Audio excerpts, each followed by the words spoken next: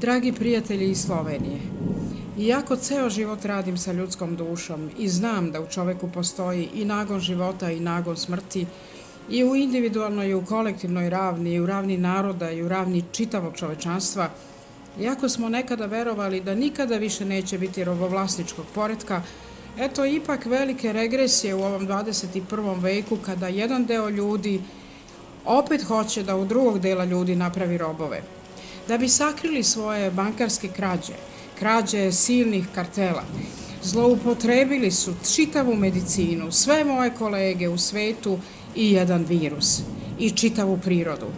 I danas nam nameću ponovo silazak u drevno, staro doba, samo što nemamo metalne, nego imamo krpene maske, samo što nećemo moći da se krećemo više, što ćemo morati svi da imamo numerotizaciju elektronsku i da postanemo nekakvi algoritmi na tuđim računarima.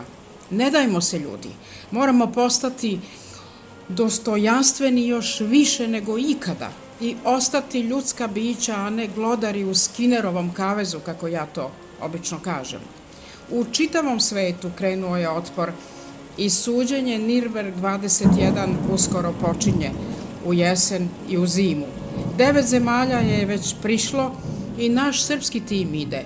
I mi ćemo završiti, jedan deo tužbe smo već predali. Idite i vi u Sloveniji. Pozdravljamo i Makedoniju i Crnu Goru koju ćemo zastupati, i Hrvatsku i Bosnu i Hercegovinu, i vas. Idite sa vašom tužbom.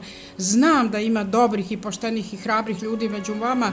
Pomoći ćemo ako treba. Daćemo model. Idemo zajedno svi da svedočimo šta su zločinci sa nama radili 1,5 dana. Svi su nas prevarili, zavadili, pocepali, razbili, ali na isti način smo danas žrtve. I ponovo moramo da se dignemo i da se oslobodimo ropstva. Dragi prijatelji u Sloveniji, odbite maske za decu, tražite pravo na vazduh i na kiseonik, odbite bukagije, odbite lance, odbite COVID pasoše sa QR registracijom, sa onim brojem koji kao da ste roba u samoposluzi, sa kojim će vas očitavati. Odbite da vam veliki inkvizitor govori kako ćete da se lečite. Vaše je pravo da se lečite kako vi hoćete, kad vi hoćete i da li vi hoćete, jer je sloboda važnija od zdravlja.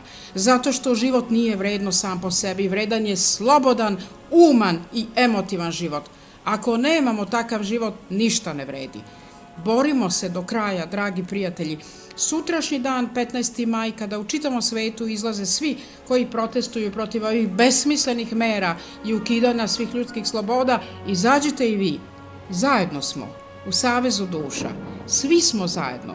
Zajedno ćemo svedočiti, zajedno ćemo preživeti i zajedno ćemo jednog dana pobediti.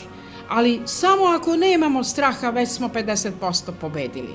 Zato, dragi prijatelji, želimo vam iz Srbije, ja sam zapravo iz Francuske, ali trenutno sam u Srbiji, želimo vam da vaš sutrašnji protest uspe.